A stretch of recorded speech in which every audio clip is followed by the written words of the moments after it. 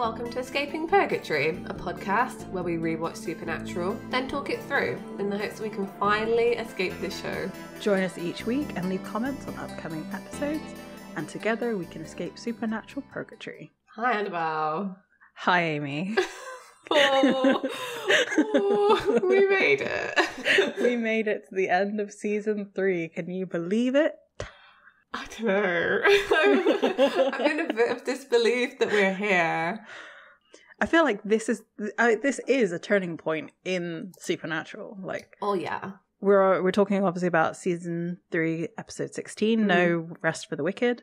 This was written by Kripke and directed by Kim Manners, and like obviously, that man knows how to light people and how to frame people. Because last week's episode was kind of dark. Like, so I make the like. Each episode, the like little art that comes with it is stills from the episode, and sometimes when you have them, I'm like, oh, I have to make it lighter because you can't see. And that was the case for last week, but this one, mwah. Chef's kiss. It's beautiful, so beautiful. Everybody was so everybody. Yeah, there wasn't a single character that wasn't well lit, and like even Lilith. As a little girl. I'm like, yeah. Anyway, this episode. Do you know what? I feel like I knew. So it was sad, but I knew. So it wasn't as sad as it could have been. Yeah. It was still pretty sad. I think we were saying before we were recording that it moves pretty quick, this episode. Yeah. You can see that this season was truncated because there is stuff in here that they could have explored in like other episodes that kind of get a bit condensed into here. Like, I feel the first part of this episode almost could have been like 2 maybe. Like, they could have done it like I don't know if there's enough there. But they get to the end of Dean's time very quickly because last episode it was like, what, 5 weeks? And then it's 3 weeks. 3 weeks, yeah. And then we're at 30 hours like into this. So but I kind of like those time jumps too, but I would have liked to have kind of got an idea of what they were doing in between them also. I want everything. Yeah, I mean, maybe like take out long distance call, because I don't feel like that was necessary in terms of the overall plot. And like, we could have kept last week's episode as split that one into 2, because like we said, Doc Benton's story is really interesting that we never get any answers for. Yeah. And Bella's story is really interesting, which was poorly handled. So that could have been, those 2 could have been, what, 14 and 15, episode 14 and 15. That's true, yeah. Had they had more time, or maybe they didn't have the writers to come on to flesh out both of those stories. Like, the people that they wanted to come in to flesh out those stories weren't available. I mean, because we do know, from fandom lore and writers and people coming out and saying that this ending was never supposed to happen for this season. Right. But because it got shortened, they were like, the only way to kind of solve this hole that we've dug ourselves into with this storyline without making it another, what would it have been, like 7 episodes? Right? It could either be 6 or 7, yeah. That this had to happen. And I mean, we're glad it did. Yes. But yeah, it would have been interesting. I think if the season hadn't ended this way, I don't know if Supernatural would have continued, because this is such a big cliffhanger. Yeah. Because I don't think I think if you were watching this at the time, you fully expected Dean to get out of this. Yeah, I mean, even in those last moments of this episode, even though we know exactly where it's going to be going, yeah, there is still a little bit of hope. I know. I don't know, like, even though, okay, obviously if you haven't seen the episode yet, then spoiler. Even when he's like laying on the floor bleeding out and Sam like goes over to him, that image is the image that we were talking about before, that is burned into our minds. Yeah. Even though I know that's coming and I know the look and I know what's happening, I was like, maybe Sam can save him. Maybe this time. something characters stuck in the stories. always expecting them to break out of the narrative even though you've watched the episode like a million times. Yeah. Somehow expecting a different outcome. Yeah, I agree. We think, well, maybe this time he'll save him. Yeah, but nope, that didn't happen. Yeah. But then we also get the great, like, oh no, it's not great, it's absolutely heart-wrenching. That last scene of this season. It's Yeah. like, oh.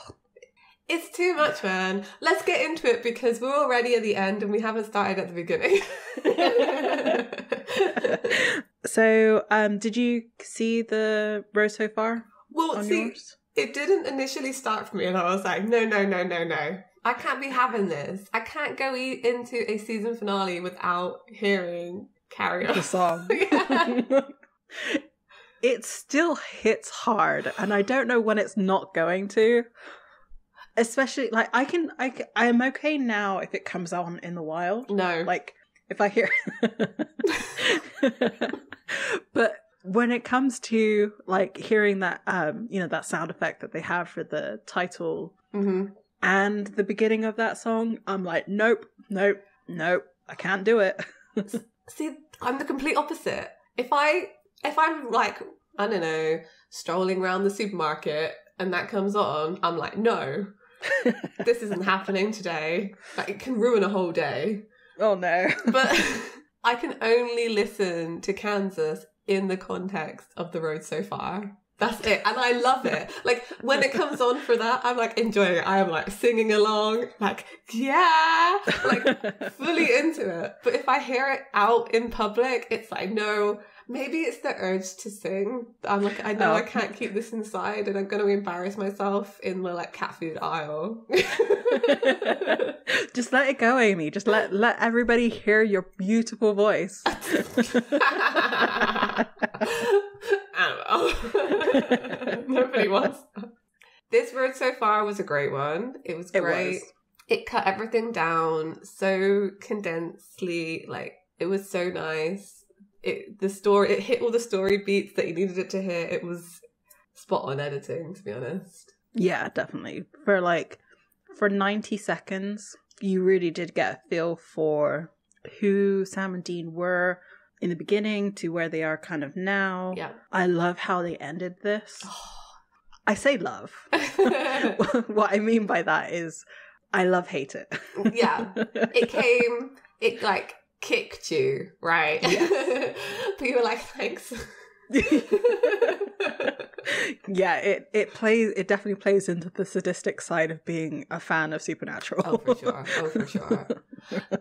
So like the kicker of the road so far is it's the scene from Dream a Little Dream of Me which was at the end of that episode also, of Demon Dean. And there is no mention made of Dean's fear of becoming a demon in this episode, yet because of the road so far, it's there.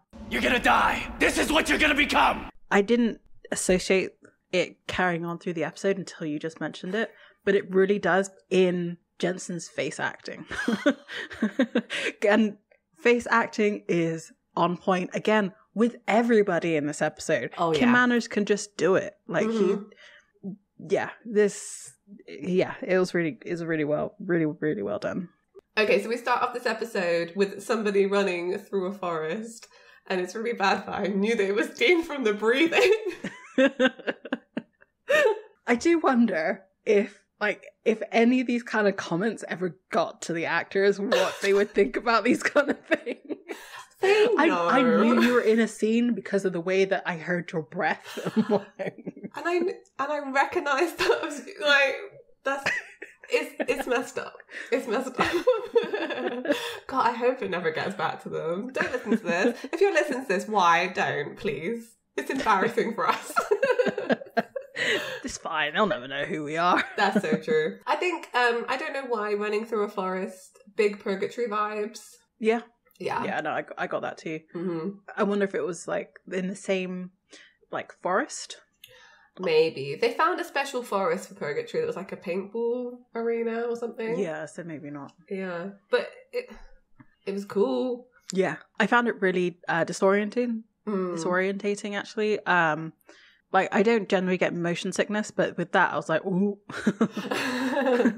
It's the fuzzy camera, but the way they do the like hellhound perspective is a little weird. Mm-hmm. But I see what they do. This isn't the first or the last time you see like animal perspective being put like this, with those kinds of lenses being used and things. Well, they kind of did it for Heart as well, but they put like a red filter over it as on top of like the weird graininess and contrastiness. Yeah, that's true, actually. You know, Dean's running. He's running hard as well. He's like bumping into stuff, and he does look like he's running for his life. And eventually the hellhound catches up with him, and it's from the dog's perspective, and we kind of see him being attacked. And then he wakes up. So it was all a dream. Yeah, just a dream. Oh wait, no. Just a nightmare. I mean, he went to sleep researching hellhounds because he like wakes up on a book that's open to a picture of hellhounds. So yeah, of course he's he's probably been having anxiety dreams about hellhounds for like months. Yeah, for sure. Like that 3 weeks ago from the last episode, every night he's been dreaming about hellhounds. Oh yeah, because he would have heard. I think he would have. Oh no, because the people don't hear them till they're coming for them, right? Yeah, now that's the case. I think that changes. Yeah, I think so too. But he wouldn't have heard them on the phone with Bella, but he knew. Mm-hmm. And then I just wrote, "Whoa, the lighting in this scene." Yes, it was in this that I was like, it was however they had lit and edited and color corrected this episode is when I was like, oh, he has green eyes today. Right? Instead of sort of like muddy brown from some of the other episodes. Yeah, for sure. It's great. It's very nicely lit as he kind of talks to Sam. So they kind of establish here that Dean has 30 hours left. Yeah. Which is not a lot of time. But Sam still seems really confident that they're going to find a way out. Almost like foolhardy, I felt in this. I guess because we know where it's going. And he's like, okay, let's go to Tijuana. I was like, no, don't be making jokes right now, Dean. 30 hours is like, you're not going to get to Tijuana in 30 hours. I don't know where you are, but I'm pretty sure it's going to take longer than 30 hours to get to Tijuana. I mean, but also it's the bravado. Yeah. Just let yourself be. The problem is with Dean, I think if he let himself break, that's it, it's over. Mm-hmm. And that's why he can't allow it to happen, really. So it has to be jokes, and it has to be like false confidence, and and the same with Sam though, because he says that Bobby's found a way to find Lilith. Though he does say here, you know, once Dean suggests going to Tijuana, Sam says, if we do save you, let's never do that. And it felt like a slip of the tongue, kind of like, oh, if we actually do this. Yeah. Oh, Sam. I love him in this. Right. This episode could very much be about Dean, but actually at this point in the season, Dean's story is pretty much over. Mm-hmm. This episode is actually all about Sam. Yes, I agree with you on that. Mm-hmm. And like his reaction to what Dean is now going through in the last day of his life, essentially. Right, exactly. This whole dialogue they have here. Look, we're cutting it close, I know. But we're gonna get this done. I don't care what it takes, Dean. You're not gonna go to hell. I'm not gonna let you. I swear. It's the exact same sort of conversation that Dean had with him when they thought that, you know, he was going to start a demon war. You know, Sam was going to start a demon war. You know, I'm not going to let this happen to you. This is not a thing that's going to happen. He learned this from Dean. And that's very interesting you say it that way. Why, Annabelle? Because what is said later on in this episode. I know. Okay, fine. Bring up later. And you know, while Sam's saying this, Dean is hallucinating Sam as a monster. Mm-hmm. I kind of forget this aspect of Hellhounds every time I watch it, that you get these like hallucinations. We kind of cut to Bobby, and he's got this. It's like a pendulum-looking thing on a tripod. It kind of looks like a ship, like some kind of ship navigation.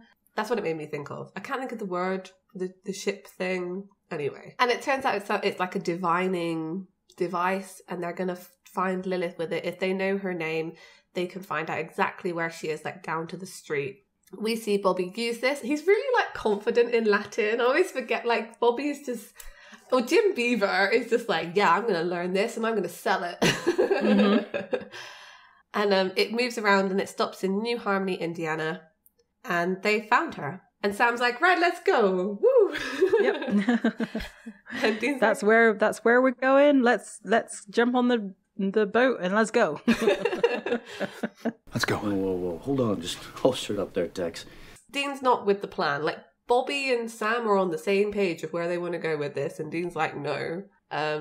Because there's several things. He doesn't trust Bella's intel that she gave them. He doesn't know if they can even get to Lilith or kill her because they don't have the cult anymore.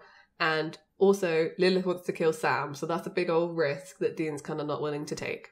They have sort of an argument here about what they're going to do. It's all kind of the same. The whole gist that I was getting from this is that Dean is not willing to sacrifice Sam in order to save his own life. Yeah. And it makes sense because Dean's already sacrificed his life for Sam. Mm-hmm. So he doesn't want to he doesn't want to see that life be wasted. Exactly. in his mind. Obviously for Sam, saving his brother's life is not wasting his life. Yeah. But Dean points out that, this is the circle, this is the cycle, we need to break it, which never happens. It's so messed up. That this continues on, the cycle continues on, where it's only taken one brother death. And Dean's like, well, I can see where this is going. Yeah, he knows the cycle's going to continue. He sacrifices his own soul for Sam. Sam sacrifices his soul for Dean. And it just continues on ad infinitum until one of them decides enough is enough, I guess.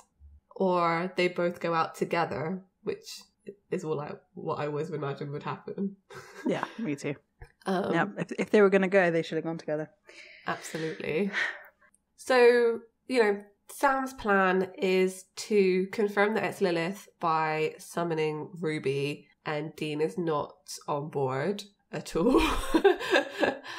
I love this line. The Miss Universe of lying skanks. I don't know why I like that so much. I kind of want that on a t-shirt. I want a t-shirt that says Miss Universe of lying skanks. I mean, that'd be a good convention t-shirt, right? Yes, you could fully cosplay Ruby and wear that t-shirt. I mean, you don't even need to cosplay as Ruby. You could just wear it because. Like a sash and do the wave, the pageant wave. Yeah, that's right. I won Miss Universe of lying skanks. There's a reason she's a liar, because she told Sam that she could save Dean, and that was a lie. And she seems to know everything about Lilith, but didn't tell them that she held the contract that has Dean's soul. So Sam makes the point that she's still got the knife, though, which is kind of like... The cult's top tier, and then underneath the cult is the knife, and that's how they kind of see it, I think. Mm-hmm. Yeah. And Dean says, for all we know, she works for Lilith. And I was like, oh, so close there. What I think so funny about, what you're saying with, the cult is on top tier, the knife. They've already seen that, recording the exorcism works. Would you just go on, a massive bullhorn and be like, play? Well, I guess they have to hear the entire thing, so I guess that's why it wouldn't work. I'm telling you, Boombox outside the window. Hey, Lilith! Chucking pebbles at her window. Yeah. Hey, Lilith! Was that 16 Candles? I've never seen that movie, but I think that's where that's I think from. It's from 16 Candles, yeah. I can't believe they never did that to a demon. I can't believe they never did that to Crowley. It would have been so funny. Yes. Right. I think Crowley's the only one who would I say appreciate, but you know what I mean. Appreciate it. You appreciate the irony of it, yeah? Yeah. So yeah, Sam says, we don't have any other options, let's just do this, and Dean's convinced no. There's a whole argument going on between them, and Bobby's just watching them fight in the background. And then she just walks out nah, mate, I've had enough of this. And Sam asks him where he's going, and Bobby's like, well, I guess I'm going to go find something else. Like, Dean's getting his way again. Oh, okay. We see Sam in the basement after this argument by himself. This is John Winchester in the basement of the hospital. Yep. It's the exact same framing. And like, if you need any other clues in Supernatural that Sam is John, like, this is it.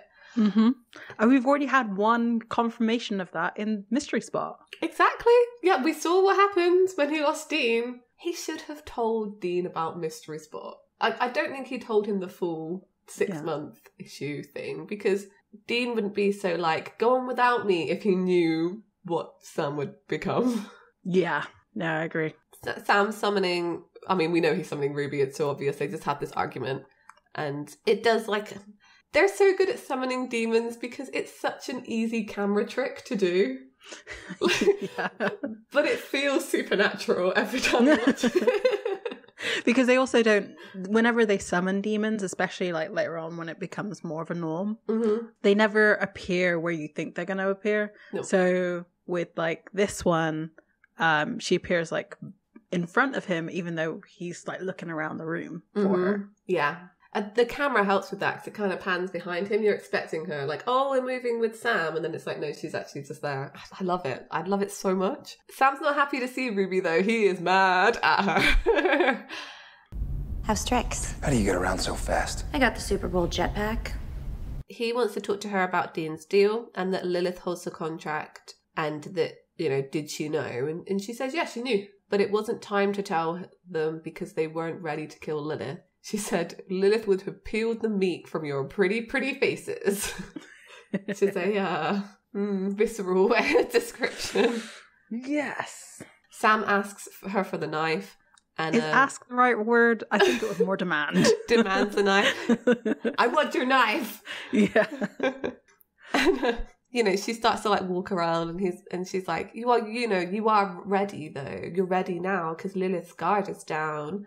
And she's on shore leave, which it seems weird to me because why now, right? Why is Lilith relaxing now? Because she must know that there's only 30 hours left on Dean's contract, if she holds a contract at all. And then surely she must know how desperate they were going to become. Yeah. So it's Ruby being the winner of Lions Gangs. Yeah. The universe of the Lions Gangs. Because honestly, she spun so many things that I don't think Lilith is like relaxing. No. I mean, she can't be, surely. Right, exactly.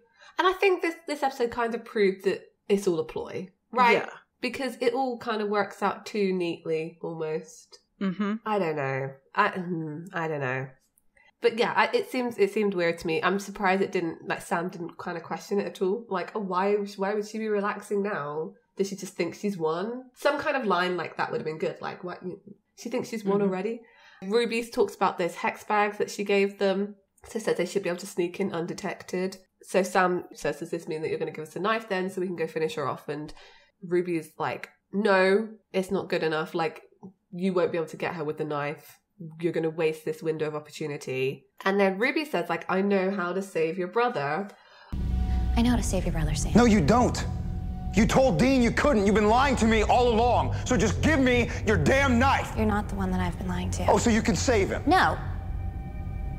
But you can. What? Sam, you've got some God-given talent. Well, not God-given, but you get the gist. All that psychic crap? That's gone ever since Yellow Eyes died. Not gone. Dormant. He just doesn't believe her, and doesn't understand why hasn't told him previously. But Ruby says, like, I'm a demon, manipulative is part of the job description. And, like, fact is, you would never consider it until you were desperate. Like, Sam finishes her sentence for her. It doesn't ever say in this episode what she wanted him to do, which I think is really interesting that they left it open like that. I wonder if they decided yet. Yeah, that's what I thought too. I was like, oh, maybe they haven't decided what Sam was going to do with Ruby. Because in the context of us knowing where this leads with Ruby, I could easily see this as being like the first step in like the demon blood addiction. Yeah. And I think if the season had continued in the normal manner, I think that's what would have happened. It would have been Ruby tempting Sam down this road. He would have gone there in secret, and that's how he ended up saving Dean, but would have gone dark side at the end of this season, and that would have been the end of it, like end of this season, to see what was going to happen to him next. Obviously, it ends a lot differently. Yeah. I think it's funny that you just refer to a dark side because, you know, Dean comes into the next scene with like a Yoda line. Look, Dean coded, can't help myself. That's true. Ruby brings out all the old things of like, oh, you don't like being different, you don't like the way your brother looks at you, like you're different. Like, this is old stuff now. I don't know if this bothers Sam as much as she thinks it does anymore, but then he makes a comment later on that makes me think that it does. It's probably like one of those things that's always going to plague you in the back of your mind. Like if you've had an ex that just sort of said something about one thing one time or maybe a couple times, like it does stick with you. That's true. Yeah. At least that's how I read it. I think so. I think you're right. Like, I think maybe he'd like almost forgotten it until she brought it back up again and was like, yeah, he does look at me differently, actually. You know? Well, and also just earlier in the episode, the way that Dean looked at Sam because of the hallucination. That's true. Yeah, he kind of looked a bit horrified when he looked at Sam. Oh, it's all just playing into Ruby's hands. Exactly. Dean shows up. So that's you, huh? Our slutty little Yoda. Dean. Charming as ever. Oh, I knew you'd show up. Ruby's not happy Dean is there. Dean is not happy as Ruby's there. It's a whole thing. Nobody's happy anybody's there, basically. Is what it comes down to. Nobody wanted this reunion. No. Dean says, I knew you'd show up because Sam wouldn't listen. And Dean's kind of says, you're not going to teach him anything over my dead body. And Ruby taunts him by saying, well, you're right about that. Like, you're going to die soon. Dean wants the knife as well, and then kind of says, like, and then never bother us again. Give me the knife, never bother us again. And Ruby says, this line I thought was really interesting. Your brother is carrying a bomb inside of him and we'd be stupid not to use it. And I was like, how many times does someone need a bomb inside them in Supernatural? Like, Dean did that whole bomb thing that time. Jack did that whole bomb thing one time. I'm going to count Cass too, actually. Yeah. I think... But out of everybody, I think maybe Sam's the only one whose bomb doesn't actually go off. Yeah, that's true, actually. Like, it doesn't actually come to it. Yeah, okay. Yeah. Well done, Sam. You did it. And, you know, Sam's like, oh, come on, hold on a second, Dean. Maybe we can, like... And he's like, no. Can't see this as a trick. And she wants to give you this whole demon psychic whatever. She wants you to become her little Antichrist superstar. This is a great Andrew Lloyd Webber reference. Or is it a Marilyn Manson reference? Because that's an album. Yeah, that's true. I'm going with Webber. I'm going with Andrew Lloyd Webber. But I like that. Ruby says she just wants Lilith dead, and Dean's like, why there? Why? Like, I don't know who you are, man. Like, why? What is your motive? I felt that too. I'm like screaming at the TV, like, what is your motive, Ruby? I still don't understand it now. I don't understand it now. And it's because she's more human than everyone else. And as she's saying it again, and as Dean's reiterating it, it sounds like bullcrap. Yeah, it really does. It really doesn't make any sense. Like, she wants Lilith dead, just one demon out of like the hundreds of thousands. Because why? Because she remembers being human. What? Why not all the other demons then? Why is Lilith special? Like, what? Ruby, explain yourself, girl. And Ruby says, like, I'm so sick of proving myself to you. You want to save yourself. This is how, you dumb, spineless dick. And then Dean smacks her in the face. I forgot they had this fight. Me too. I was surprised. I have to say, like, has she proven herself though? No, she hasn't proven not at all. Like, what has she done? Okay, she's got a knife. Cool. She helped rebuild the cult. But like with everything that she has done to help them, I say help in quotes, it's always come with a price. Yeah.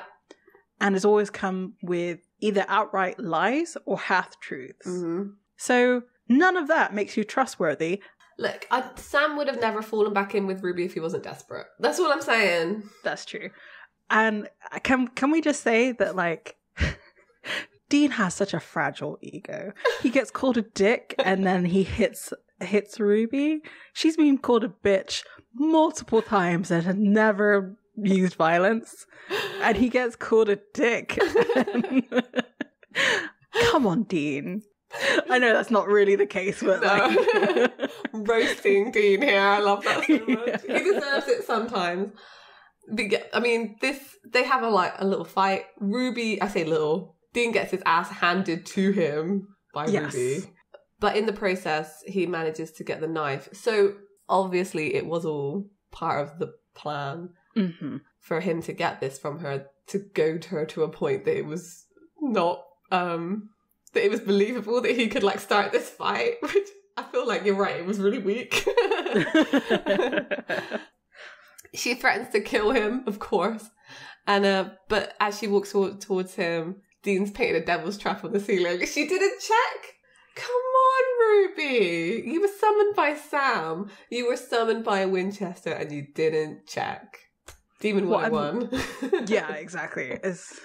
I guess I was going to say I'm surprised that that Sam didn't put a devil's trap somewhere on the ground already, but I guess they don't know the mechanics of summoning yet, so they don't know where they're going to appear.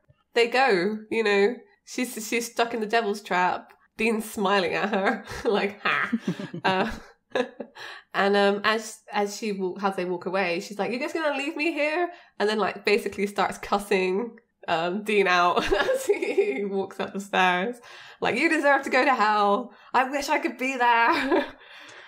What I have to say, Katie Cassidy, who played Ruby in this season, like her screaming like that, I was like, she's in this episode. I feel like we haven't given her enough credit in this season. That's true. Yeah. And she really deserves it, especially in this episode, because she's always really calm and collected and like has a smart response. But this, like her yelling at the top of her voice, and her voice like cracks. Yeah. I was just like, I felt her anger. She is an excellent actor, and yeah, you're right. We haven't given her enough credit for this season because we have such like vitriol towards Ruby, but we wouldn't have that if she wasn't so great at playing a character who like is such a good villain. Yeah, like, she's so like sweet and smarmy, and then like completely backstabby and terrible, and it's just like I do think playing a villain is probably quite difficult, especially one that's like so like duplicitous as Ruby, because it's hard to like not suddenly do like evil thing. I don't know. I love her. I think she's great as well. I definitely agree with you. And I think the end of this episode too, very, very, very, very good. Yeah, definitely. Yeah. So maybe in the wrap up we'll sing some of Katie Cassidy's praises. I think she deserves it. Yeah, I can absolutely. Yeah. Dean ends with this like, "I wish you'd shut your pie hole, but we don't always get what we want." And I was like, oh. Brilliant line. Brilliant. This episode is well written, I will say that. Oh, it was very well done. Okay, so Sam and Dean, they are back up, getting their weapons together, and we can see that like Sam's not very happy. So do you think, right, so obviously they came up with the plan together to get the knife from Ruby. So that whole thing was just like a whole like I don't think it was. Right? I think Sam honestly thought he was getting one up on Dean. Yeah. I don't know. I thought they were in on it together. Like, I thought it was supposed to look to Ruby like Sam had summoned her to try and get her help.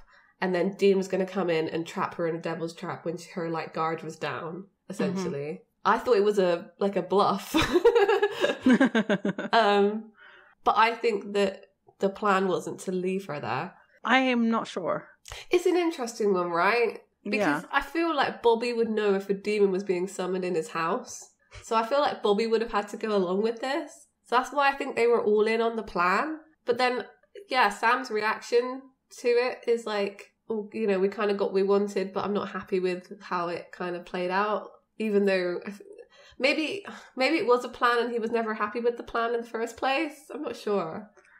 I don't know. I honestly thought it was just because of the way that Sam, like, Dean came in was like, I know that Sam wouldn't listen. Yeah. I believed it. But they do this though. There's other like times in Supernatural where like one of them does something and then another one turns up and like pretends it was all going to be different. But I feel like the conversation afterwards kind of always sort of alludes to that. Like it clues in the audience that had happened, where I don't think there's anything like that in this next bit of dialogue. Yeah, no, okay. Yeah, I think you're right. It's, I don't know. What do our listeners think? Do you think it was all a big old, like, plan they had? Yeah, because, like, Sam's not happy. He says, like, we're just going to let Ruby rot down there. And Dean's like, yeah. And Sam's kind of has listened to her and it's like, what if she's right, though? What if I can take out Lilith? And then Dean looks at him and Sam says, quit looking at me like that. She got in his head, man. Yeah. Quit looking at me like that. What, are you going to give her the Carrie stare and Lilith goes poof? I don't know what Ruby meant. And Sam still wants to ask her, like, what did she mean? You know, what did she mean? Because, like, this is my life. I can understand why Sam wants to know, right? Because someone tells you have magical powers and your brother's like, nope, drags you away like, no magic powers for you. Like, you go in the corner. You get in timeout. You summon a demon. You get 30 minutes of timeout. They really should do that to each other because I feel like it would work. You're going to sit here and think about what you did.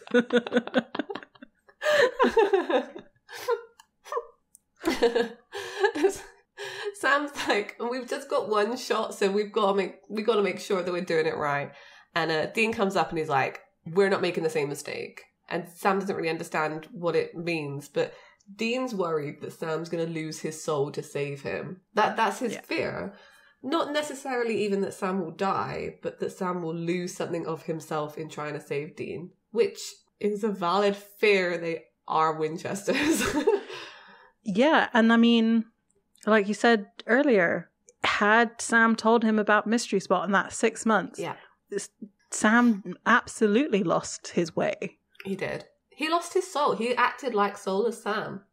Right? And that parallel later on is really interesting when we see that happen because he is so much like him. He did lose a part of himself because Sam is empathetic and kind. And when he loses that, he doesn't feel like Sam Winchester anymore. Yeah, exactly.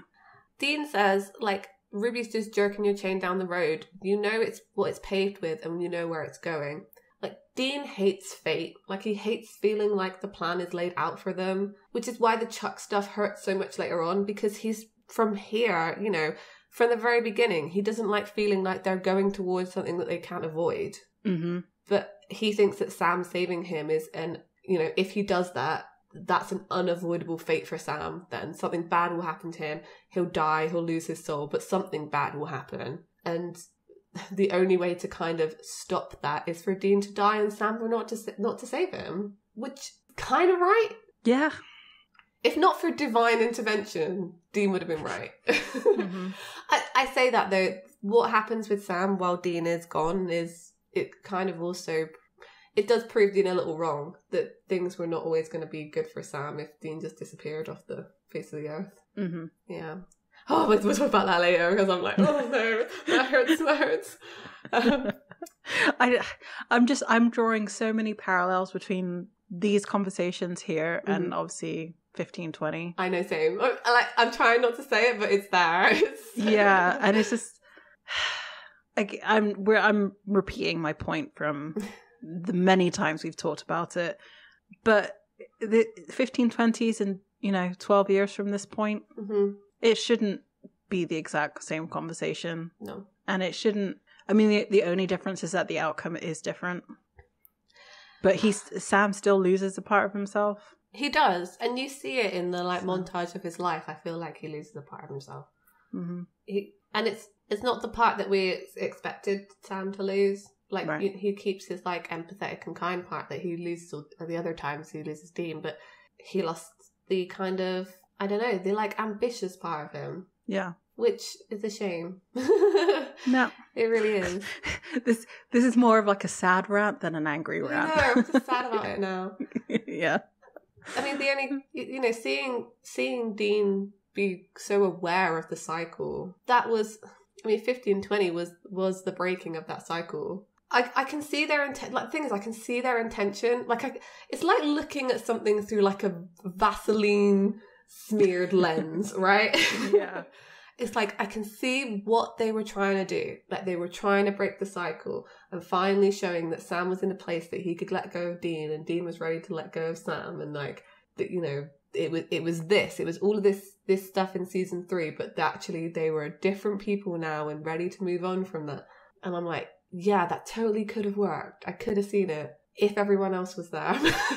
Yeah, that was the thing that was missing, because they're not these people anymore, because they have everybody around them, right? Yeah, and it's crazy because I again, we said this before, but I do think that had COVID not been a thing, that whole scene with the fighting and everything, would have still been the same. I honestly feel like the funeral would have been the same.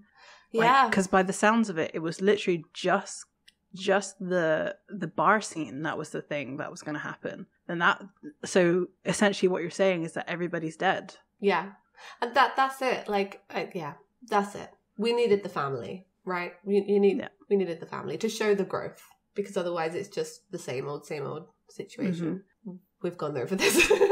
We'll keep doing it. It's fine. I think it's absolutely fine. Yeah, and I think it's kind of good to, like, that's the whole reason why we started this thing, is right, to get over that last episode, and is bringing up these kind of things of, like, is bringing up these things of the themes of supernatural were lost in that last episode, and that's what makes it so disappointing and hurts so much, is that it had all of this potential to show something, and it just didn't.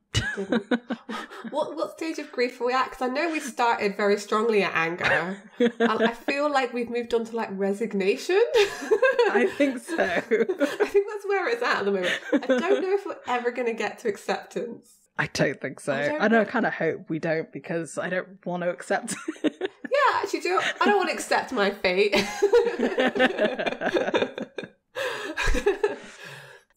Because they sit down next to each other and they have a brother conversation. And Sam says, what do you think is going to happen? This is me. I can handle this. Like, you saw me go through all the psychic stuff, and I came out the other end fine. I mean, he didn't. He died. But,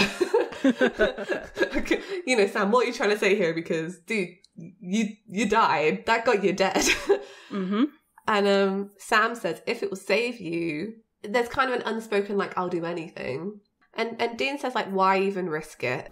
Because you're my brother. Because you did the same thing for me. I know. And look how that turned out.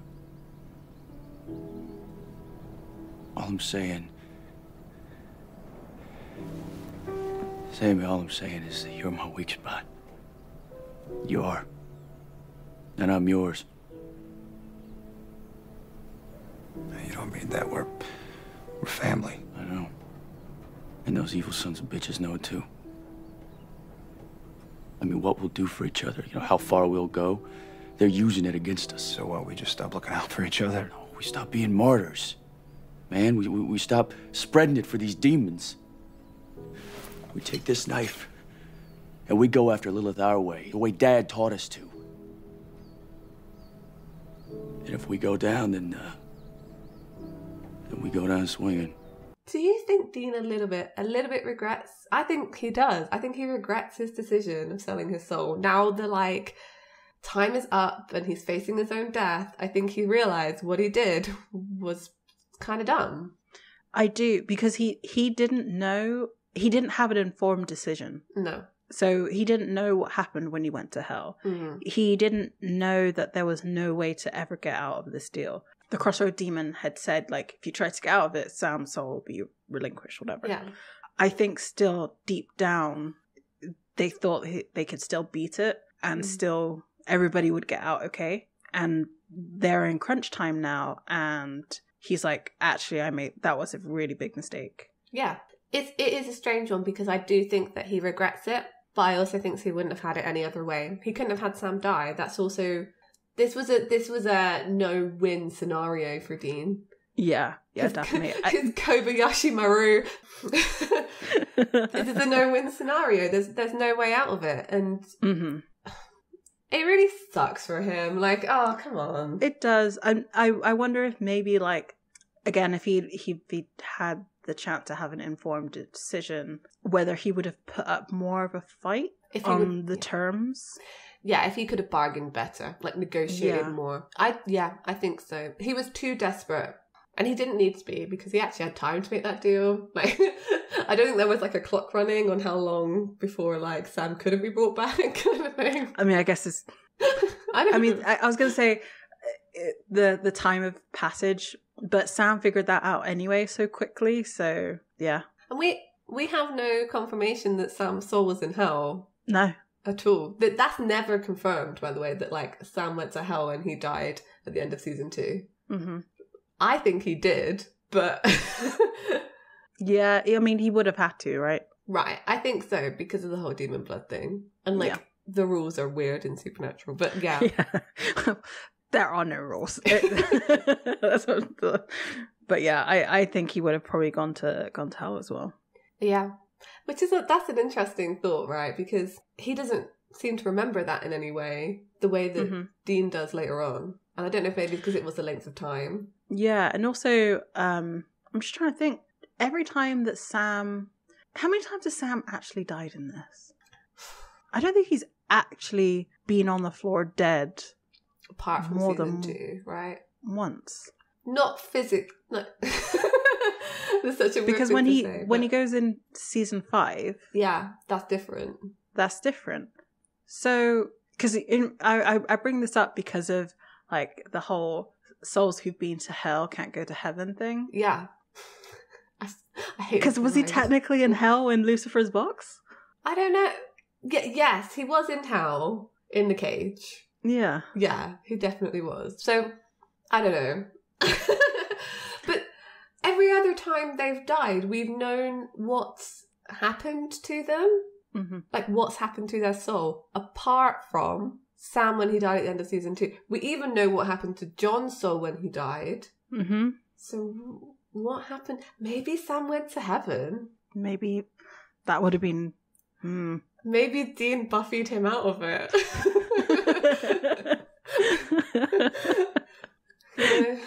Yeah. Dean actually did what he did very selfishly. Yeah. Even though, yes, it was to save Sam, which is unselfish. Mm-hmm. But you're right. We don't know where he went. Nope. Can you imagine? Like, I love that they buffied him. Yeah, I don't know, because he was definitely dead. He was dead, which meant that, you know, the Reaper had taken the soul. Mm-hmm. Or had he not? Is that the reason why he can't remember? That's a really good point. Maybe he was still stuck in like the limbo state that Dean was stuck in. Yeah, after the car crash, right? Mm-hmm. Yeah, okay, I'm going with that. I think that's the only explanation here, is that he was still ghosting around. Mm-hmm. Yeah, which means, oh man, that could have been a whole thing. Sam could have watched Dean sell his soul and then not remember later on. Oh, that would have been a whole thing. That could have been a great part of that episode, where Sam's ghost is hanging around and watching Dean do this and like futilely trying to stop him. Man, I want to see that. Can you imagine the parallels? Because that's how the season started, with Dean being a ghost. Can you imagine if it ended with Sam being a ghost? Dude, like, what? This is like, oh my god, yeah, I wanted this. Why did they not write that? That would have been amazing. Okay, I'm talking this down to Lost Potential Supernatural, but if anyone ever redoes Supernatural, I need to see that, actually, because okay, that's amazing. We've solved it. Yes, that's way better than anyway, okay, let's move on, because this is going to be a long episode. Okay, so they were in the middle of a really deep conversation before we started talking about Ghost Sam. And he says, we take this knife, we go after Lilith the way Dad taught us to, and if we go down, then we go down swinging. Yep, some of these phrases we've been using, and like, this is where it's come from. Like, I knew it came from somewhere. Yeah. And sometimes hearing it back to yourself is like, ouch. Yeah. Dean wanted to go down swinging. He always did. You know, fighting for his life. He wanted to go down, or fighting for Sam. He wanted to go down swinging. That's why, like, I'm not mad at 1519. Because they fully, like, went back to the basics and was like, now we're going to punch God. Yeah. That was like and it worked. Yeah, that was the most them thing they've done in the episode, right? Yeah. I think you totally should have been jamming Eye of the Tiger right there. Oh, bite me. I totally rehearsed that speech, too. So they decide to go to Indiana and said, like, you know, we'll go see Lilith. But what does a demon do on shore leave? They're like, bum, bum, bum. Yeah. So we're in New Harmony, Indiana. We see these two older gentlemen and they're going up to their mailboxes. They have like a neighborly exchange and one of them asks about their granddaughter and like, oh yeah, she's doing great. And they sort of depart, shake hands. And Pat has handed Tom a note that says, help us. And then we follow Pat back into his house. He's approached by is it his daughter, I'm guessing? I think so, yeah. It's like a daughter, her husband, and I assume that's, I don't know. And then he's the, like, granddad. Yeah. Well, as he walks in, we see, like, this older woman who's on the floor, like, covered in flies. I'm assuming it's grandma. Yeah. The granddad asks, you know, where is she? And it's assuming that it's Lilith. Just because why else would we be in New Harmony? The mother says, upstairs playing with Freckles. And he's like, well, if we just sit here, we're dead. And the husband says, you know, be quiet, she'll hear you. And suddenly they hear footsteps and Lilith comes around the corner. She's in like this white dress and it's got a huge blood stain. What happened? And he said, well, Mr. Freckles was mean to me. She asks, you know, if her dad can push her on the swings. And he's like, oh yeah, sure, but don't you want to like change out of your dress so the neighbors don't see all the blood? And he's like, he says, oh, you're so smart, and gives him a massive hug. And I'm like, that's so gross. Like, you've just got blood all down the... Yeah, it's real, like, I don't know. The vibes are not good. Yeah, no, not at all. It's very leaning into, like, the creepy little girl, like, trope. Yeah. And then she's like, oh, you know, don't you want to play with me? Like, you know, don't you love me? And they sort of trying to reassure her. Then she threatens them by saying, you know, don't be mean to me, Daddy, or like Freckles, or what's her name, the mean old babysitter. And then he apologizes to her. I have a question. Yeah. Why does this... Are we going on the assumption that Lilith is the first woman in this universe? I don't know who Lilith is in Supernatural. They don't ever really explain it other than she's like high-ranking demon. I always assumed, yes, that she's the same Lilith from like other shows. I think Sabrina, right? Yeah. Yeah. Because I find it very strange that she likes to possess little girls and then act like this. Like act like a little girl does. So is she actually like a little girl who died millennia ago and turned into a demon? Like, and she was just like the original evil child and sort of stayed that way?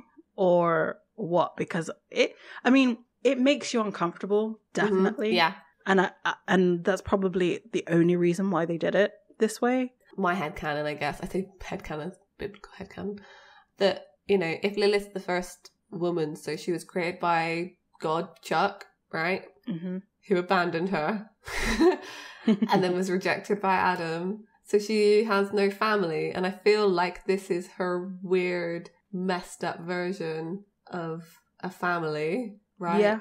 It's kind of like taken to the extreme because she's a demon and she's been a demon for so long that she wants them to be at her beck and call and to like love her. But any kind of slight deviance from what she actually wants is shown as like, oh, you don't like me, you don't love me, so I guess you're gonna die. Like everybody on this show, I think Lilith has daddy issues. And with a father like Chuck, Not surprising. Right? We saw how everyone else turned out who still got Chuck as a dad. You know? So yeah, I think it makes sense. But yeah, it was twisted even further because then she went to hell and became a demon. So yeah, I that's how I've always read it. But yeah, I think you could take a few different things away from this. You could be right. It could be that just maybe she was a child demon that's just real messed up. It was just that was the thing that just really plagued me for this, and also leans into the fact that I don't think Lilith is on an R&R. No. And that she just jumps between like possessing little girls. I mean, yeah, I think it's messed up. It's real messed up. But also, possessing a child gives her protection, because there is a whole conversation that's about, should we kill the child? And it's like, well, they had to have this conversation because she was possessing a child. And I think Lilith is smart enough to know that also, that it would give them pause enough for her to like make a play or get away or whatever. So yeah, I think Lilith's smarter than some people make her out to be. Yeah, definitely. We're back at the cabin and they're in the car about to leave and the engine won't turn over, which I think's kind of funny, like, because you know that baby runs smooth. This would never happen. And then Bobby pops up by the driver's side window and he's like, where do you think you're going? And like shows him. I don't know what part of the car he hands him, but I guess there's some sort of... I thought it was a smoke detector when he held it up. I was like, why would he need a smoke detector to drive? Like, why? Oh, so apparently it's the distributor cap. Oh, sure. Why can you not drive without that? Someone explain cars to me. I quite like cars, but I don't understand the insides. I only like the outsides of the cars. Me too. You know, they get out of the car because obviously, you know, they can't have a conversation with them. One party sat down, the other stood up. Dean says, well, we got the knife. And Bobby responds with, and you intend to use it without me. Do I look like a ditchable prom date to you? No, Bobby, of course not. This is about me and Sam. Okay, this isn't your fight. The hell it isn't. Family don't end with blood, boy. This is a turning point, another turning point in the entire season or series. I feel like as soon as that was said, they knew they had something, because... And this is another moment where he puts his foot down, or stakes his claim as their dad, as their father. I mean, he even calls him boy. Usually I don't like when people do that, but in this case, I do feel like it's like, it wasn't a condescending boy, it was more like, lean on me. Yeah, I know, right? Like, you're younger than me, I have experience, I'm gonna dad you now. Yeah, exactly. You need a dad. And then this is where he points out the hallucinations as well. He says, you're playing wounded. Tell me, how many hallucinations have you had so far? Sam looks really butthurt. Because even in the last hours, you know, let's say they got 24 at this point. Actually, no, they got maybe even less than that because it's daylight now. He looks like you're still keeping secrets from me. Yeah. Dean says, well, how do you know? And Bobby's like, because I'm smart. I mean, like, I've done my research. I know what happens when a hellhound comes after you. He then hands the like part of the car back to Dean and says, I'll follow. Bobby's their dad now. Yes. He adopted them in this moment. As soon as he said family don't end in blood, that was it. That was him signing the adoption papers. He was like, you're my sons now. Sorry, nothing you can do about it. Get in your damn car. So they're driving to Indiana. Of course, because they're driving, they have to have a conversation. Sam tries to have a chick flick moment, basically, and it's like, you know, if this just doesn't go the way we want it to... You're not gonna bust out the misty goodbye speech, okay? And if this is my last day on Earth, I do not want it to be socially awkward. And so what he does is like, he turns up the radio and it's Bon Jovi, Wanted Dead or Alive. I do agree with Dean on this. Bon Jovi does rock on occasion. Yeah, it's usually about 1 a.m. when everyone's It's been coming drinking. to the end of the night. Yeah. Usually it's living on a prayer, but I'll take dead or alive. I'll take that. If that's what the DJ wants, that's what the DJ gets. Exactly. And Dean starts to like sing, and I was thinking back to Ghost Facers, where the music's so loud. You're right, you are 100% correct that in reality, if we had seen these guys like out and about, this is what would be happening all of the goddamn time. Right, exactly. This is the Ghost Facers effect of like, you would have seen them driving down the road way too fast at like midnight, and it's like, I'm a cowboy. And I walk these streets, a load of 6-string on my back. I pay for keeps. Come on. So I might not make it back. I'll be everywhere. Oh, yeah. I'm standing tall. I've seen a million faces, and I rock them all. 'Cause I'm a cowboy. On the steel horse I ride. I'm wanted, dead or alive. Full on like yell singing. It's great. It's absolutely perfect. And Dean's really getting into it, and then Sam starts as well with a little bit of backup, and then they're both singing together. And but as the line repeats, wanted, dead or alive, and then dead or alive, he drops off because he's like, oh crap, basically. I picked the wrong song. Yeah. I guess it's really hitting like what, because they are cowboys and they're wanted, and they are wanted dead. Do you feel like Dean sang the I'm a cowboy line just a little bit stronger than all the other lines? Because I felt that in my soul. Yes, of course he did. Of course he did. Because they are both cowboys. Yes, it was great. And like Sam really gets into it, which I think is really funny that Dean was like, I don't want it to be socially awkward, but then he made it socially awkward by turning up the radio and just singing over the person who else is in the car. So we see police car that kind of comes up behind them, pulls them over because he has a busted tail light. When I was watching this, I was like, of course the Impala has a busted tail light because Dean isn't at 100% right now. And then the cop car appeared, and I was like, oh.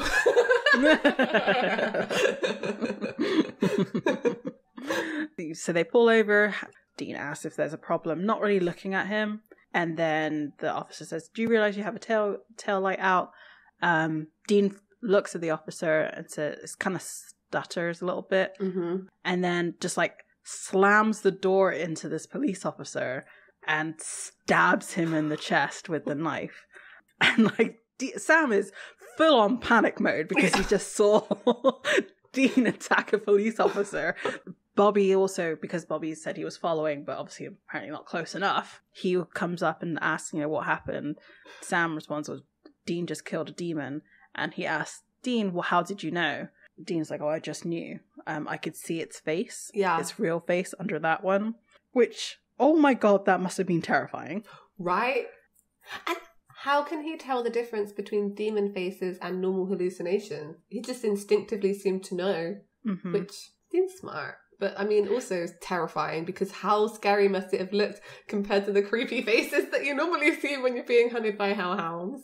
I wonder if they look different. Like, because we know that when a human has their face all messed up because of hellhounds, it's like all, I don't even know how you would describe it, but like multiple faces looking in multiple directions, like very, very quickly. The way that I saw it was kind of like, there was another movie or another series or something where they had, it was Hannibal. In Hannibal, there's a guy who can see like evil people, and the way that he sees them is like their faces are on, like their whole heads are on fire. Yeah. So I wonder if it's something like that. Yeah, I remember that. That would be cool. Yeah. I just imagine that it's like you're right, like a completely different face under the face they're wearing. So like it's really obvious that it's not them because it's just such a completely different face. With the next scene is them like they've obviously taken the body in the car, and they're trying to hide it in like the least convincing way ever. Like these branches are so green in comparison to like everything else around them. It's like they'd gone up a tree and started ripping branches down and just piled them on top. It was really bad. And Bobby's reassuring Dean that like he's not crazy for seeing all of this stuff, because they've got 5 hours to go, and he's piercing the veil, glimpsing at the B-side. I love that. I'm surprised that Dean didn't get that. Little less new agey, please. You're almost Hell's bitch. So, you can see Hell's other bitches. Thank you. I don't know why I love this line so much. I loved it so much because it was almost like Dean's like, oh yeah. you explained in my language. Yeah.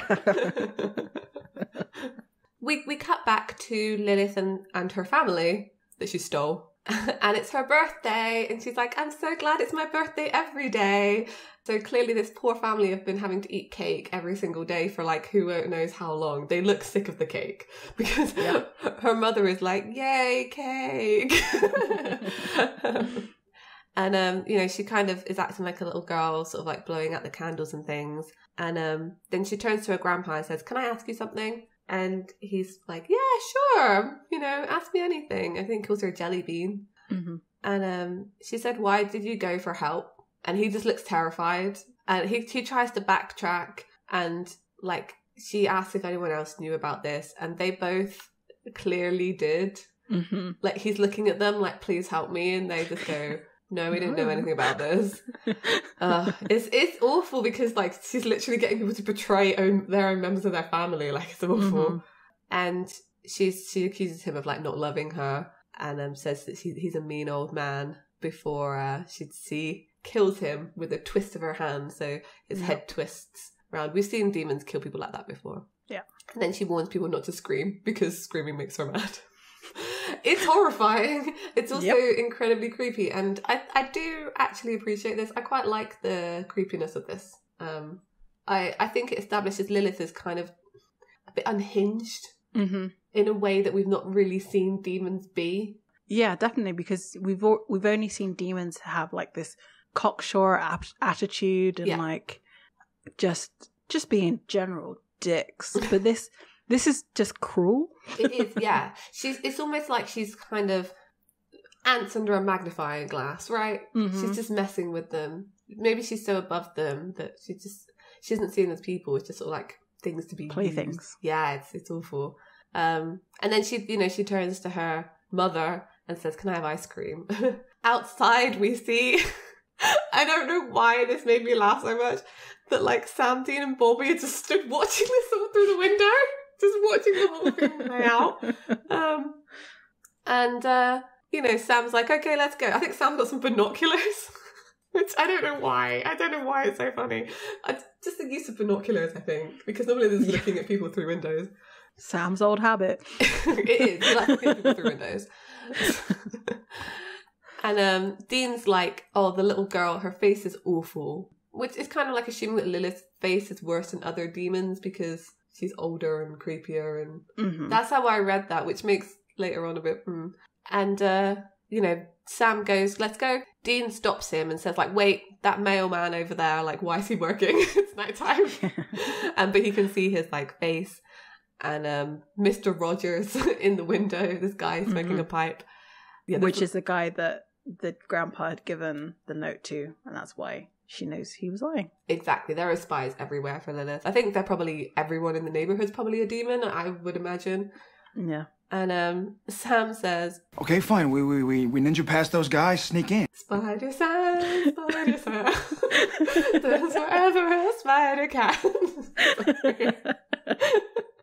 And then Dean's like, oh, then what? Like, kill a little girl? Like, what are we gonna, like, come on. Yeah. Sam just says, like, yeah, I know it's awful, but there's like a but there. Like, he doesn't say it, he's like, but. He does say, like, this isn't just about saving you, it's about saving everybody. It's the old trolley problem, except the 5 people was like one little girl. Yeah. And, you know, Bobby does agree and says, like, she's got to be stopped. And he calls him son.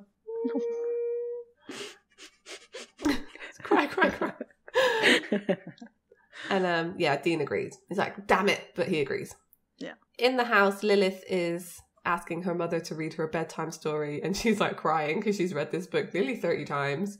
I don't know this story. Have you heard this story before? No, I don't know what it is. They probably made it up for this episode because of copyright issues. Right. But it's about a beautiful princess who and there's an evil dragon that demanded the blood of the children, and the princess was doomed to be sacrificed to the terrible dragon.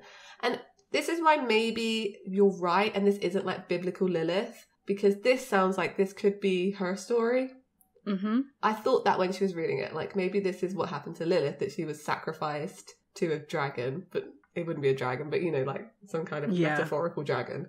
So outside we see them doing their ninja stuff. Sam and Dean take out the mailman. They take out Mr. Rogers. We see Bobby make some holy water in a bucket, which is great. No, it's not a bucket. It's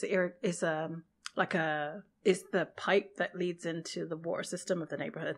Oh, because I thought it was just a bucket, because I thought he just dumped a bucket of water then into the pipes, and I was like, so my theory that holy water makes more holy water is correct. Because he just dumped this bucket of water. Okay, fine. Sam finishes off killing Mr. Rogers.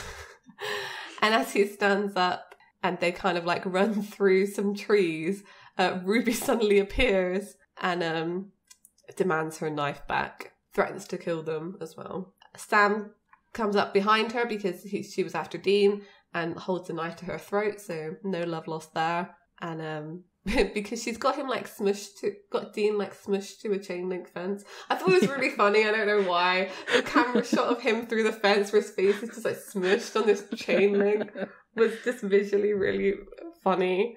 But she lets him go once Sam confirms that he doesn't have the knife. Dean asked how she got out of the devil's trap, and she says, "What you don't know about me could fill a book." So clearly they didn't have an answer for that, but it was just convenient for Ruby to turn up at this point. Yeah.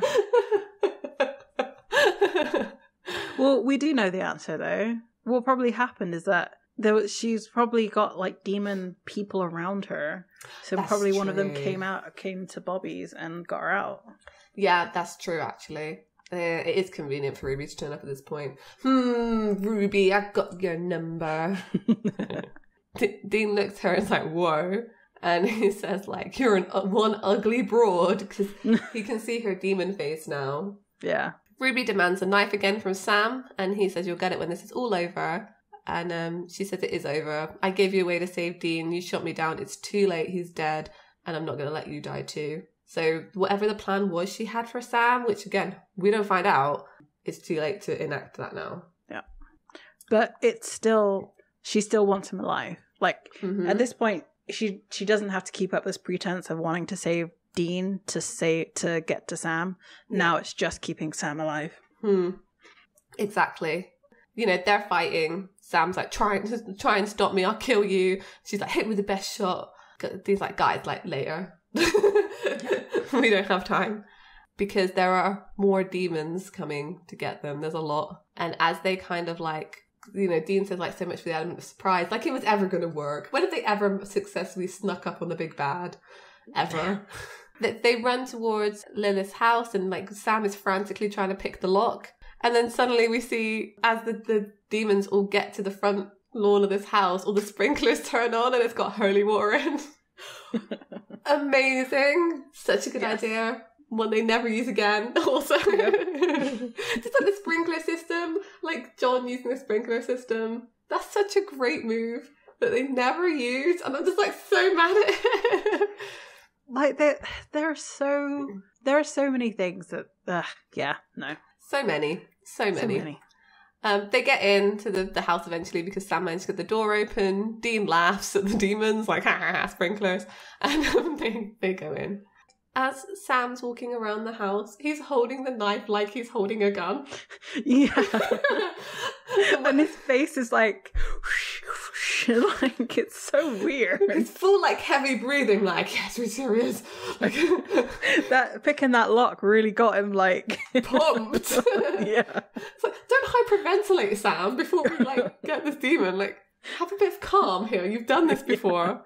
We see them walk through and suddenly Dean grabs this person, but it's like the dad of the house. And of course, Dean recognizes him for a human because he doesn't have a demon face, and manages to like quiet him down. Sam asks him where his daughter is, and he's like, it's not her anymore, so who knows. And it tells him that she's in the bedroom upstairs. Dean tries to save him. He's like, go down to the basement, put a line of salt. But this guy kind of, he says like, not without my wife. And it's like Dean doesn't have time to reason with him. He's just like punches him out, like knocks him out. And I guess puts him in the basement. It doesn't show that, but it's assumed that he puts him there, right? Yeah, he like, fireman carries him down away.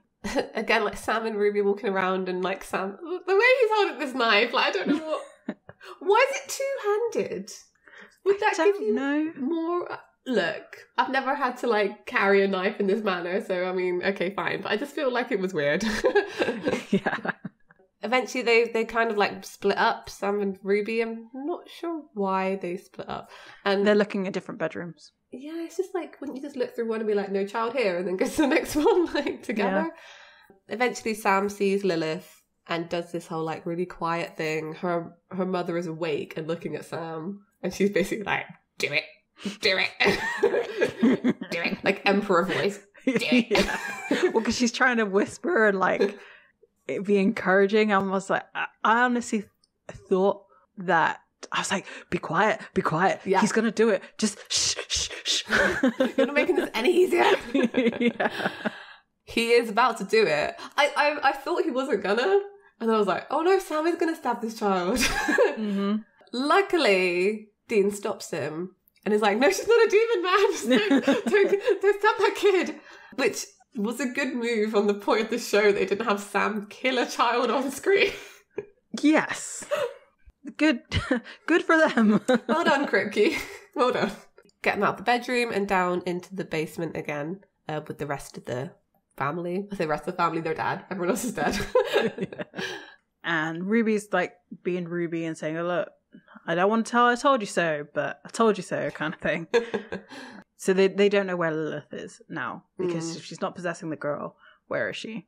Sam's like, well, do you think she could get past the sprinklers? Ruby's like, well, at her pay grade, she ain't sweating the holy water, which I think is really interesting. Like, yeah, I feel like almost all demons get affected by the holy water. Yeah, I'm thinking about Crowley, but he was always kind of a lower level demon, even when he was like King of Hell. Like, I don't ever think he like got kind of extra powers for being King of Hell. He just was. He had a crown, but I'm just thinking of like Abaddon, if she ever got affected by holy water. I think it hurts them, but it's almost like they've been through so much that it's kind of like doesn't affect them in the same way it does lower level demons, because although it might hurt as much, they're just like and like shrug it off kind of thing. So Sam wants to know what he needs to do in order to save Dean. The hell do you think you're doing? Just shut up for a second. Ruby. You had your chance. You can't just flip a switch. We needed time. Well, there's got to be something. There's got to be some way. Whatever it is, I'll do it. Don't, Dean! I'm not going to let you go to hell! Dean! Yes, you are! Yes, you are. I'm sorry. I mean, this is all my fault. I know that. But what you're doing, it's not going to save me. It's only going to kill you. Then what am I supposed to do? Keep fighting. Take care of my wheels. Say, remember what Dad taught you. Okay? And remember what I taught you. Is Dean saying, like, this is fine, you know? This is the way it's going to go down. This is the way it was always going to go down. We did try, but it didn't work out. And I think in the back of Dean's mind, he kind of did have an inkling, especially when they're getting closer and closer, that it maybe wasn't going to work out. Yeah. But I do always think that he thought that maybe Sam could save him. He does believe in his brother a lot. He does. Sam definitely feels like he let Dean down at this point, right? Yeah. Oh, it's bad. And then there's this extra line as well. After he says, remember what Dad taught you, he says, and remember what I taught you. I think Sam forgets that. Yeah, I do too. Out of everything, he just remembers what John taught him and not how to be essentially. Because that's what Dean taught Sam. Like, yeah. And that's what Dean protected Sam by giving him childhood memories. Yeah. Essentially. We saw that with the Christmas episode. Mm-hmm. And we see that in later seasons as well. I do think Dean is all too aware how similar John and Sam are. Mm-hmm. I do. Oh, as much as he thinks he should be emulating John, Dean knows in his mind that he was never going to live up to John because Sam is John. Sam is like John's heir, right? Yeah. And I don't think Dean ever wanted him to be that way. That's why he took on that mantle of being John. Because he's like, if I take that role of like badass hunter, then Sam doesn't have to do it because he's the one who's more inclined to. You're right. And then, so I think that's part of why Dean's so worried about leaving him, is that who is there to be John? And if it's not him, it's going to be Sam. And then he's going to end up going down this road of like obsession and heartache. And you're right, this line of like, remember what I taught you? Dean taught Sam to like have fun. Yeah. You know, Sam wouldn't be his empathetic, compassionate self if it wasn't for Dean, because he raised him properly, or tried to, as much as he can. He raised him right. Yeah. As much as someone who's only 4 years older than you can. Yeah, exactly. Sam's all the good, as much as Sam is all the bad parts of John, he's all the good parts of Dean. Mm-hmm. He's really, I don't know. Yeah, you're right. This line is amazing and great, and it just shows you how they see each other. Like, I really do think Dean's more worried for Sam in this than he is himself, and he always has been. Yeah. It's a self-sacrifice. I can't get over it. So yeah, there's some crying going on. And also, we've seen this happen for a few episodes this season, where Sam has only been able to sit by and watch while something bad's about to happen. And I wonder if some of that is like playing on his mind, that like, I mean, of course he's going to be crying. Like, it's his brother, but like, he knows what's about to happen, and there's very little that he can do about it, especially since like we start to hear the hellhounds a little bit. Unfortunately, I don't know why they did this. They never show what a hellhound actually looks like, ever. I think it's scarier. I do. Because it leaves it to your imagination. It does, but when you just pan to like this empty space and it's hearing this growls, I was just like, in this use of it, yeah, I was taken out of the tenseness. I just laughed at it because I was like, empty room. But like with Bella's one, I was kind of like, ooh.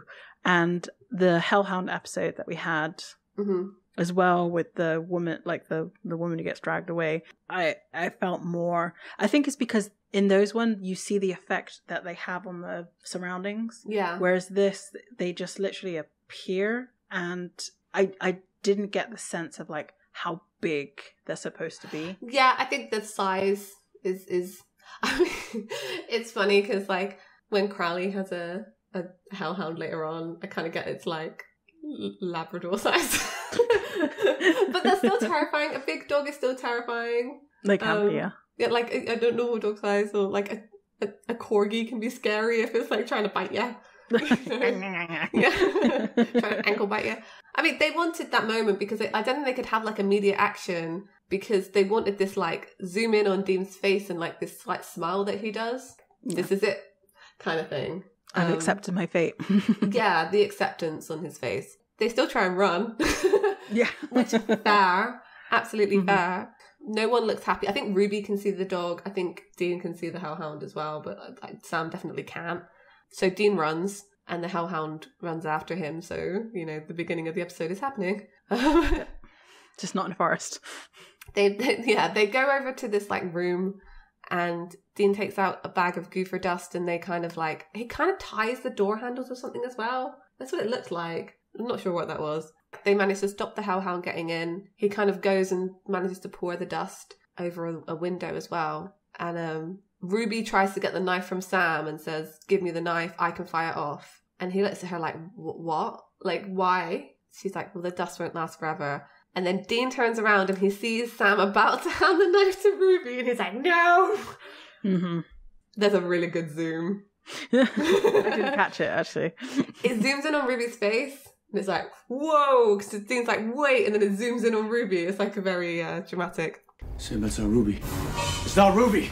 I wonder if, like, in the chaos of them running, trying to close the door and put the dust down, that's when the transition happened. See, I don't know. Part of me thinks it was before Ruby walked into that bedroom with them. Lilith would have had to smoke out. Yeah. But the mother doesn't know that happened? How did the transition happen? I'm confused by this. Yeah. Unless the mother was asleep and like Sam coming in woke her up and it did happen then. I mean, it's loud, but like maybe it doesn't have to be loud if it's not quick. If that makes sense. So I think that it was when they split up because that makes sense. Mm-hmm. I agree. But that means that Ruby was Lilith the whole time when they were talking in the bedroom. And maybe that's, she was just acting up with the ruse and being like, well, there's no answer. The time has passed. I mean, Lilith must know Ruby's plan because it's, so she can go along with it. Mm-hmm. So, yes.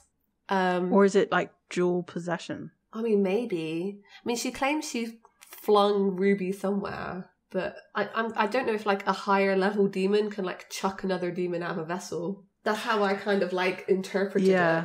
But then why can't Ruby just possess? I don't know. Like, I guess everyone already in the neighborhood is already possessed, so maybe she can't then take over another vessel. There's a lot many questions here, no answers. Yeah. And in terms of like this whole entire episode, I am okay with letting this particular one slide because I feel like everything else is done pretty well. Yeah.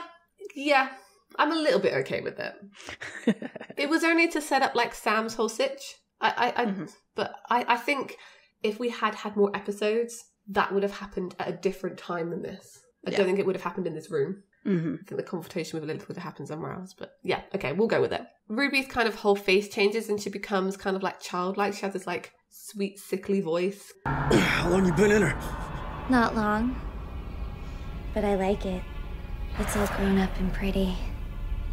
And like, so this is where I also noticed, again, Katie Cassidy's acting, because she does this really weird, I don't know if it was editing or whether it was done with herself, and I think it was done with herself, but like she's all jerky. Yeah. As she's moving, like her head like doesn't move like gently. It's very like tick-tocky, like a clock tick-tock, not the app. It's weird. I really liked it. I do. I like it's like she's trying to get used to the body, like fitting into it. Which means she was doing a really good job. But I think maybe you were right. Maybe it was in the chaos of them running from the Hellhound that this happened. It kind of would make a bit more sense, like thematically, if it was it, that she's kind of getting used to being Ruby, essentially. So, yeah, she kind of flings Sam against the wall. He drops the demon knife, and then she hits Dean, like throws him as well, and he kind of gets pinned to the top of a table. Sam asks where Ruby is as Lilith's eyes turn kind of white, as you normally see her eyes. Lilith said she was a very bad girl, so I sent her far, far away. Dean is kind of annoyed because he's like, I should have seen it because the demon faces. And so she walks over to Sam and says hello to him. I've been wanting to meet you for a very long time. And then she like forcibly kisses him because he's like pinned to this wall. Mm-hmm. Which I did not understand why Lilith would want to kiss. Well, I guess if you go with like the next season and who Sam's going to be and her whole shtick with Lucifer, it kind of makes sense why she's like, it's just I don't know. I don't like it. Yeah, I didn't get that either. It's just a power thing, right? Yeah. It's just a power thing. And it's creepy and it's weird. But that's why. All right, so you have me. Let my brother go. Silly goose. You want a bargain, you have to have something that I want. Dean accuses her of like having a plan. So is this your big plan, huh? Drag me to hell, kill Sam, and then what? Become queen bitch? I don't have to answer to Puppy Chow. I do think it's interesting that it's implied that Sam being killed doesn't mean he's going to hell. Right? This is what I was saying before. Like, where does Sam's soul go when he dies? Also, Lilith would not kill Sam here. It doesn't make sense. She tries to, though. Right. Just a little like moan here. They hadn't decided what was going to go on. There's no way. Ruby's storyline doesn't make sense. The whole thing with Lilith here doesn't make sense. Other than like a continuation of Yellow Eyes and Sam being the alternate commander of the demon army. That makes sense with this. But where it's going doesn't. But I mean, they hadn't written it, I guess, so we'll let it pass. But I mean, when we get to season 4, we'll be like, this is so confusing when you get the retcon that happens in season 4 is real. It's real and it's hard. So Lilith goes away from Sam, goes to the door, and I was just like watching her do this, like, don't do it. Don't do it, man. And she says, sick 'em, boy. Sam's still stuck to the wall as the goofer dust blows and the hellhound like runs at Dean, rips him off the table. And what you said earlier, you were like, oh yeah, like it's Sam's worst thing of like being able to watch and not help people. And it's like, oh crap, they were foreshadowing and I didn't see it.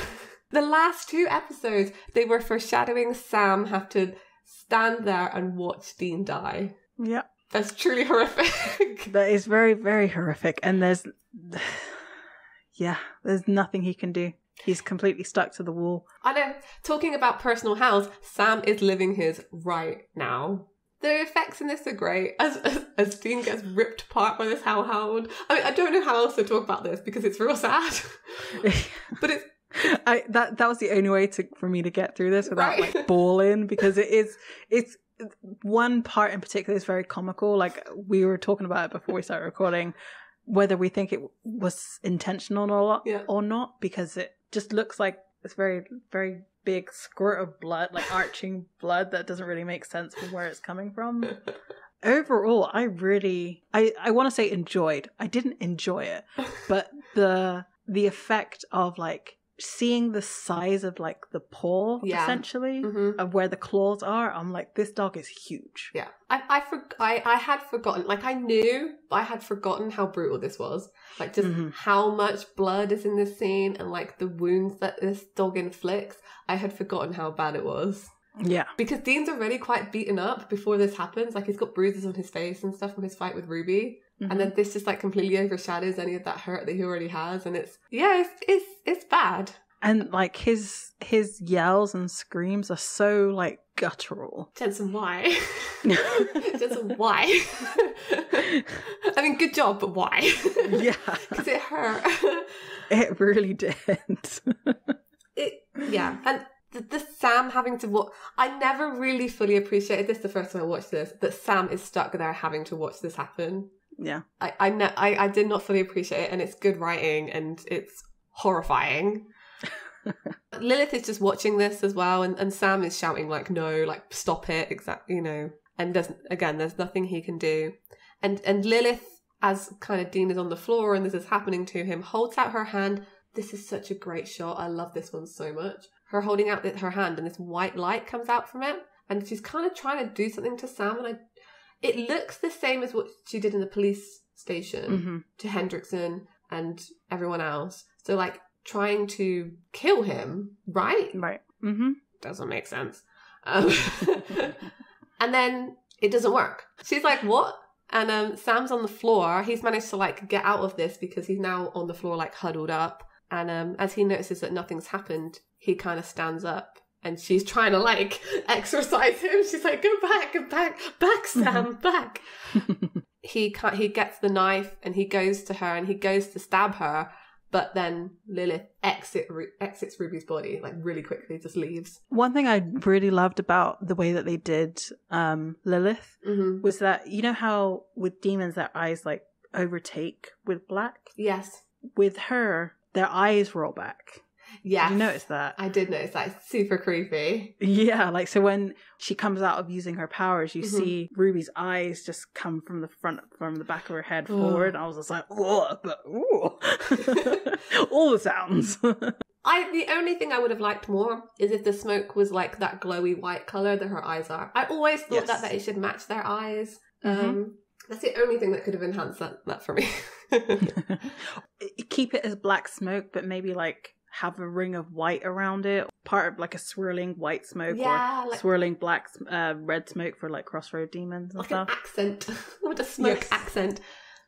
So Ruby collapses to the floor. Presumably the vessel is dead, She looks dead. And we see Dean and he's dead too. Sam, of course, goes to Dean, kind of picks him up and kind of cradles him like he did in Mystery Spot when he gets hit by that car. Except Dean is definitely dead this time. The fact they made him do this with his eyes open is so mean, because I was thinking, like, don't blink.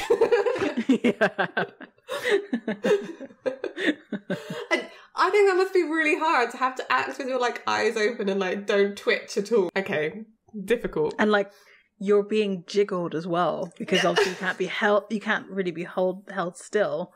Yeah, no, he did a good job. That's a good convention question. Like, how do you keep your face still while being cradled? Yeah, and Sam is just sobbing and crying and like, no, Dean, no. The last scene just gets me, Annabelle. The camera zooms into Dean's eye, so it's kind of like getting his perspective even though he's dead. And we see Hal. I like this is one thing that later seasons took away from Supernatural, is that once we saw hell, we like couldn't unsee it. Corridor or like the gates of hell that look like a movie set. Whereas this hell is scarier. Yeah, like a bottomless pit of all these chains. Yeah. It's like unknown, like you can't see what's going on anywhere else. And I think sometimes the not knowing is much scarier. And we see Dean just completely alone. Like there's no one else around him. No. Hooked up on these chains. And he's asking for anybody to help him. And then he specifically is shouting for Sam. And it is the worst. It is the worst. And that is the end of the season. That is how the season ends, with him just yelling into the void for Sam. It's truly awful. It's the worst. I hate it.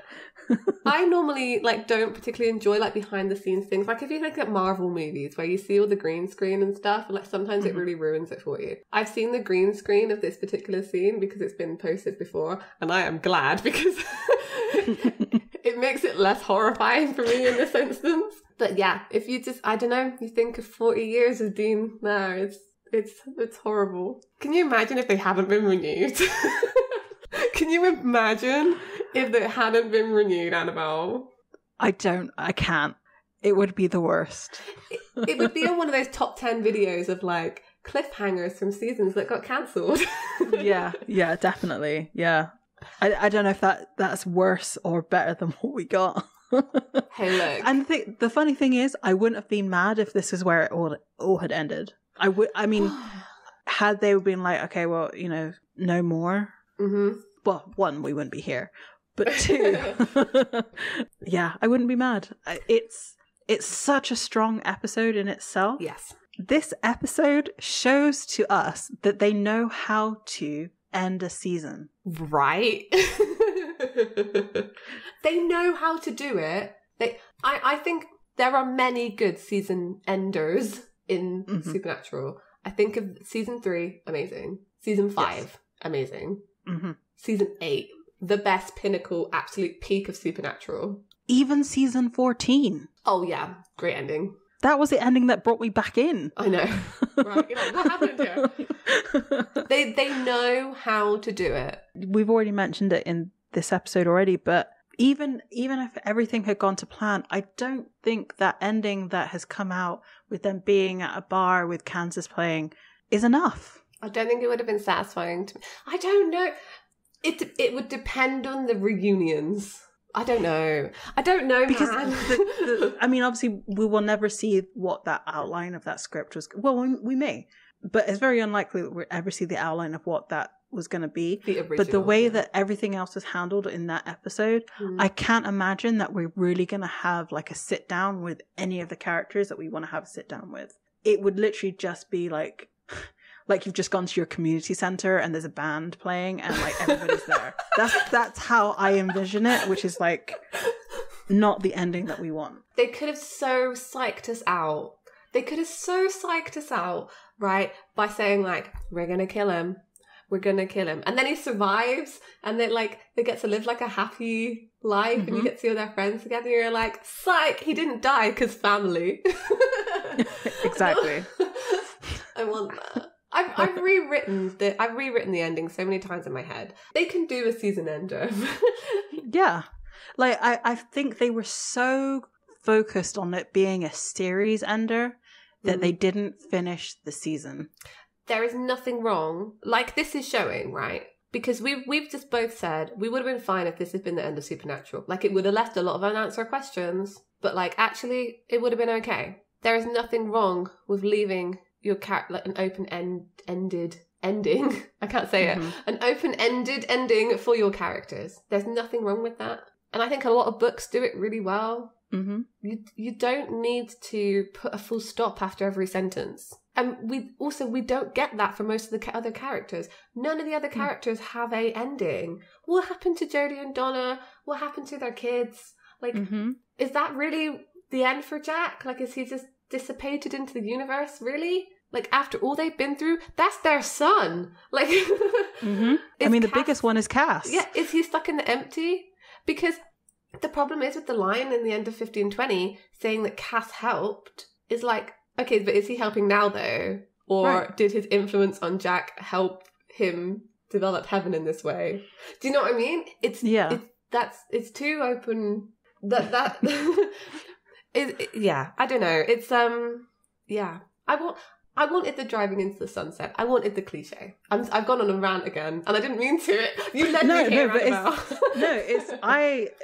It makes total sense because again, we're on a season ender, so we're allowed to talk about the other season ender because I mean, essentially, this is what happened at the very end of the story. This is exactly what happened at the end of the story, and while we see Sam break the cycle. Yeah. Like Dean wanted him to do in this case. He doesn't seem happy doing it. No.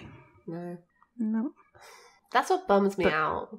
Like, if we'd seen Sam living a happy and fulfilling life, I think I maybe would have been a bit more okay with it.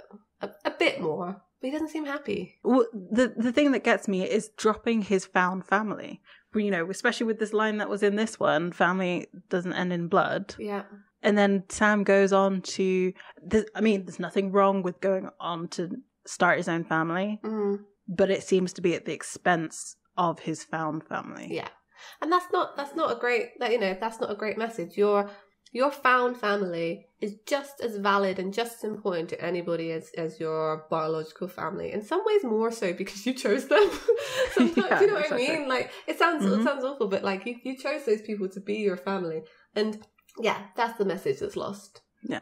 And you kind of do get a sense here that Sam might be a little bit okay because Bobby's with him. You know, Bobby's there to guide him. In this episode, he very much establishes himself as their father. And you kind of know that he's going to be there for Sam in the way that he tried to be there for Dean after he sold his soul. You know, because that happened and Bobby kind of feels like he let that happen. There's a sense there that he wouldn't let that happen to Sam. Yeah. Definitely. He would keep much more of a watchful eye. And it sounded like in this season that they had been in contact with him pretty much continuously because of the demon deal. So they've clearly grown closer over this year. Exactly. I mean, I know what happens to Sam and it's not Bobby's fault. But no. You do get a sense that maybe he was, he tried to look after him a bit more. I love this episode. I think it's great. I think it sums up everything that happened in this season, talking about hell and like people's personal hells, and Sam had to go through that too, and Dean's in actual hell, so I mean we're there. I think you could go with Bobby here as well as not being able to protect his family once again. Definitely, yeah. And yeah, it's great, and it's the setup to next season, and like. Ooh! So, I mean, looking at how this ends and how the next one begins, yeah, I'm like, what happened in that writer's room? I know. From May, or I don't know when they wrote this, but from like when it aired, May to September, I'm guessing is when the episode. What conversations happen? I want to be on that, fly on that wall. Yeah. Because, oh boy, If I didn't know where this was going, I would have never guessed where it went. There is nothing in this season to indicate that this is what was going to be happening. Nothing at all. Apart from demons, but like... Apart from demons. Other than that, no... no way any fans guessed this. Like, No. on the forums and stuff, during the hiatus, like, no one guessed. They can't have possibly... It's... Right. I want someone from the old school to prove to me if anybody guessed where this was going, because, like, I just want to shake that person's hand, like, over the internet or whatever, just like, well done you guessed. Yeah. Because there's no way. Because they never had a solution. Like, they've never had to pull anybody out of hell. They've never had to do any of this stuff. I don't know. Obviously now, yes, the logical conclusion is angels. Yeah. Right. But to us, because we watched it. Right, exactly. But at this point, you're like, well, clearly Sam has to die and, like, go in there and somehow get him out. Like, I mean, yeah, I don't know what... I mean, I kind of knew. Like, the thing is, I started watching when season 4 was kind of... You know, season 4 had already come out, so I knew. So I wondered what I would have been thinking back then, like how they would have got this. It definitely would have been something to do...